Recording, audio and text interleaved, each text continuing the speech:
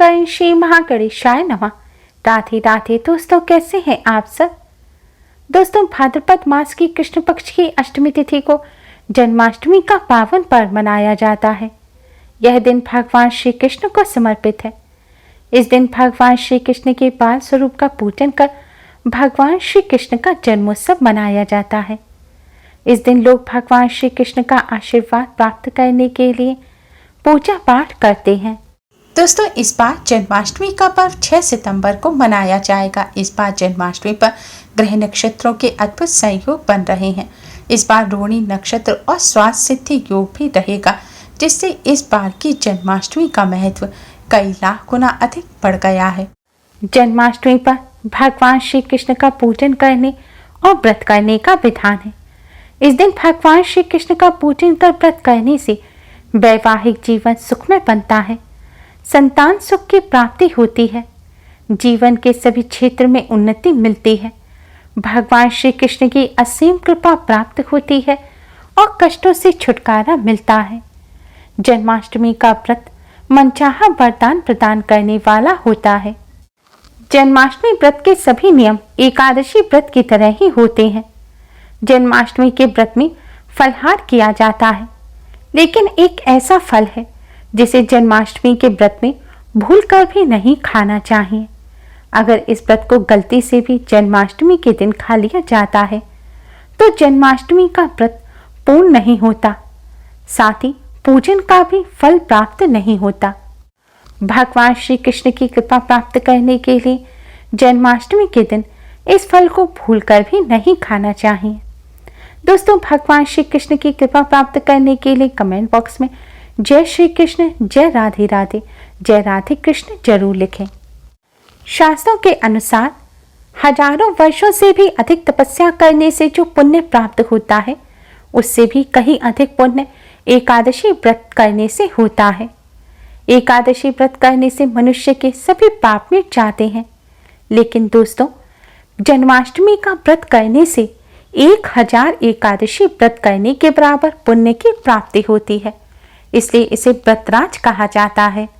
हिंदू धर्म में जन्माष्टमी का व्रत कुछ लोग निर्जला यानी बिना जल के रखते हैं, तो वहीं कुछ लोग उपवास रखकर संध्या काल के बाद या मध्य रात्रि में भगवान श्री कृष्ण का पूजन करने के पश्चात केवल एक बार फलहार करते हैं, तो कुछ लोग दिन में कई बार फलहार करते हैं। यह आपकी श्रद्धा और शारीरिक क्षमता के ऊपर निर्भर करता है कि आप बिना जल के व्रत रख रहे हैं या फिर एक बार फलहार करें या फिर 2 बार। लेकिन दोस्तों, इस व्रत का सबसे अहम नियम है कि आपको इसमें अन्न का सेवन नहीं करना चाहिए। अन्न के साथ ही नमक का भी सेवन इस व्रत में नहीं किया जाता। व्रत के नमक सेंधा नमक का सेवन आप कर सकते हैं। आप इसमें कोटू, सिंघाड़ी, सवा के चावल, जो फलहार की चीजें आप वह खा सकते हैं। इस व्रत में सभी प्रकार के ड्राई फ्रूट्स भी खाए जा सकते हैं। ऐसे सभी मिष्ठान जो बिना अन्न के बनते हैं, जैसे कि बर्फी है, पेड़ा है, गुलाबगंज, मिल्क केक इत्यादि जो भी मिष्ठान है, आप उनका सेवन कर सकते हैं। इसके साथ ही कॉफी, चाय, दही का भी आप सेवन कर सकते हैं। साथ ही जन्माष्टमी के व्रत में फलों का भी सेवन किया जा सकता है। फल में सेब, अनार, चीकू, नाशपाती, केला, जो भी फल है, आप सभी फलों का सेवन कर सकते हैं। लेकिन एक ऐसा फल है जिसका सेवन जन्माष्टमी के व्रत में भूलकर भी नहीं करना चाहिए, और वह है खीरा। जन्माष्टमी का व्रत और पूजन खीरे के बिना अधूरा होता है। जन्माष्टमी पर भगवान श्री कृष्ण को खीरा अवश्य चढ़ाना चाहिए। मान्यता है खीरे से भगवान श्री कृष्ण प्रसन्न होते हैं और भक्तों के सारे दुख दर्द दूर करते हैं।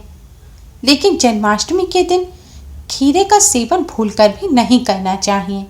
जन्माष्टमी के दिन खीरे का सेवन करने के साथ ही खीरे को काटना भी बहुत अशुभ माना जाता है। इससे दोष लगता है, क्योंकि खीरे का इस्तेमाल भगवान श्री कृष्ण के पूजन में किया जाता है।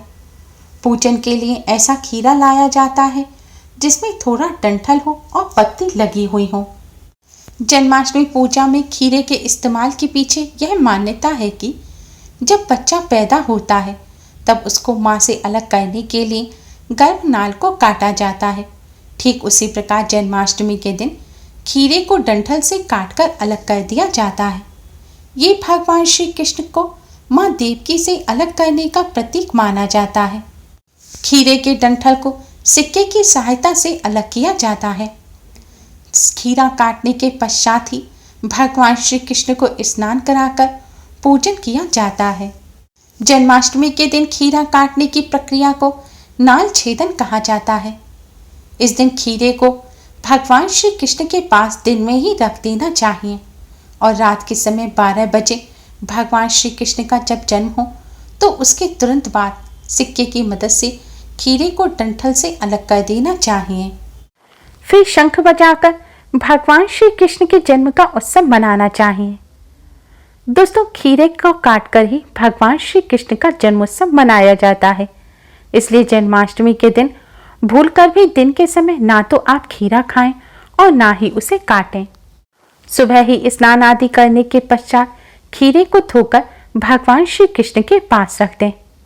अगर आप दिन के समय खीरे का सेवन करते हैं तो इससे आपका जन्माष्टमी व्रत और पूजन अधूरा रह जाएगा और आपको व्रत पूजन का पूर्ण फल प्राप्त नहीं होगा और साथ ही दोष भी लगेगा। रात्रि में पूजन के पश्चात आप उस खीरे को प्रसाद के रूप में बांट लें। बहुत जगह पर भगवान श्री कृष्ण के पूजन में जो खीरा इस्तेमाल होता है उसे प्रसाद के रूप में खा लिया जाता है। वहीं कुछ जगहों पर इसे नवविवाहित महिला या गर्भवती महिला को खिलाया जाता है। मान्यता है ऐसा करने से भगवान श्री कृष्ण की तरह ही पुत्र की प्राप्ति होती है। पूजन के पश्चात सबसे पहले खीरा खाकर ही आपको आगे फलहार करना चाहिए। जन्माष्टमी के दिन सभी भक्तों को अधिक से अधिक भगवान श्री कृष्ण का पूजन करने में, मंदिर को झूले को सजाने में समय बिताना चाहिए। ऐसे में सेहतमंद रहना बहुत आवश्यक है। इसलिए जन्माष्टमी व्रत की शुरुआत आप एक मुट्ठी बादाम या अखरोट के साथ करें। ऐसा करने से आपको जरूरत भर की एनर्जी मिलेगी, साथ ही इम्यून सिस्टम भी अच्छा रहेगा। जन्माष्टमी के व्रत में रसीले फलों का सेवन करना चाहिए। ऐसा करने से पानी की कमी नहीं होती, जिसकी वजह से डिहाइड्रेशन नहीं होता। आपको ज़्यादा से ज़्यादा पानी पीना चाहिए और फलों का सेवन करना चाहिए। आप फल का जूस भी पी सकते हैं, लेकिन डिब्बा बंद जूस पीने से बचें। घर पर भी जो जूस पिएं उसमें नमक ना डालें। अगर जरूरत लगे तो आप सेंधा नमक डाल सकते हैं।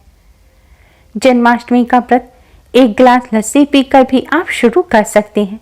लस्सी पीने से आपको व्रत में अधिक प्यास नहीं लगेगी और आपका पेट भी लंबे समय तक भरा हुआ रहेगा।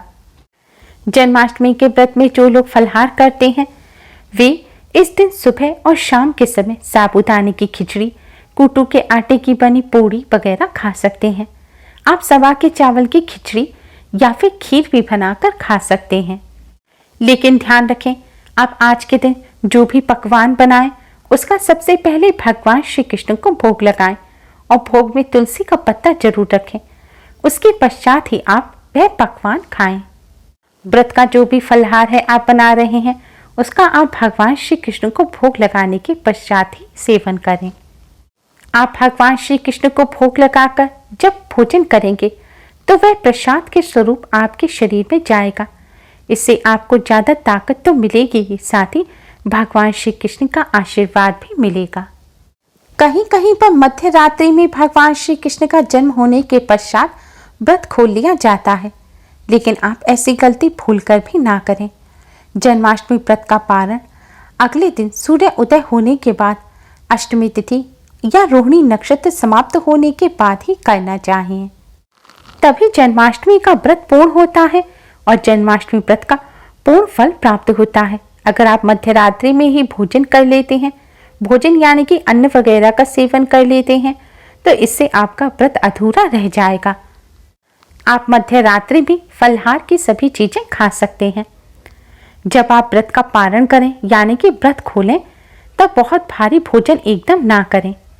सबसे पहले तो आपको व्रत खोलने के लिए भगवान श्री कृष्ण का पंचामृत या फिर भगवान श्री कृष्ण को आपने जो मिष्ठान का भोग लगाया है उसका सेवन कर आपको व्रत खोलना चाहिए। अगर निर्जला व्रत रख रहे हैं तो भगवान श्री कृष्ण को आपने जो खीरे का भोग लगाया है उसे खाकर भी आप व्रत को खोल सकते हैं। प्रसाद खाकर व्रत खोलें, थोड़ा पानी पिएं, उसके बाद आप थोड़ा कुछ खाएं और फिर बाद में भोजन करें। अगर एकदम आप भोजन करेंगे तो आपके पेट में भारी हो जाएगा और गैस की समस्या भी हो सकती है। व्रत के दौरान कई लोग चाय और कॉफ़ी का सेवन करते हैं, जबकि विशेषज्ञों की माने तो व्रत में इन चीज़ों को पीने से परहेज करना चाहिए। लेकिन अगर आप चाय कॉफ़ी के बिना नहीं रह सकते तो आप इनके साथ कुछ खाएं जरूर। आप चिप्स वगैरह खा सकते हैं, कूटू की पकौड़ी या कोई अन्य चीज़ खा सकते हैं, लेकिन सीधे खाली चाय कॉफ़ी आप ना पिएं। अगर आप व्रत नहीं भी रख रहे हैं तब भी आपको दिन में इस फल का सेवन नहीं करना है। और व्रत ना रखने वाले भक्त भी आज के दिन प्याज, लहसुन, मीट, अंडा, शराब वगैरह का सेवन ना करें। अगर आपको गैस की या एसिडिटी की प्रॉब्लम है, गर्म चीज़ें आपको नुकसान करती हैं, तो आप अगर व्रत में कूटू खाएं तो कूटू के साथ दही अवश्य ही खाएं, वरना कूटू की गर्मी से आपको नुकसान हो सकता है, मुंह में और पेट में छाले भी हो सकते हैं, साथ ही एसिडिटी की भी समस्या हो जाती है। इसलिए कूटू के साथ दही का सेवन जरूर करें, नहीं तो कूटू के साथ बराबर मात्रा में सिंघाड़ी का आटा मिलाएं और उसके बाद ही आप इसका सेवन करें। उम्मीद है आपको हमारी ये वीडियो पसंद आई होगी। प्लीज़ लाइक कर अपने फ्रेंड्स के साथ शेयर जरूर करें, जिससे वह भी इससे लाभ प्राप्त कर सके। हमारी और भी वीडियोस के लिए हमारे चैनल को सब्सक्राइब कर बेल आइकन को भी जरूर दबाएं। Thanks for watching. Radhe Radhe.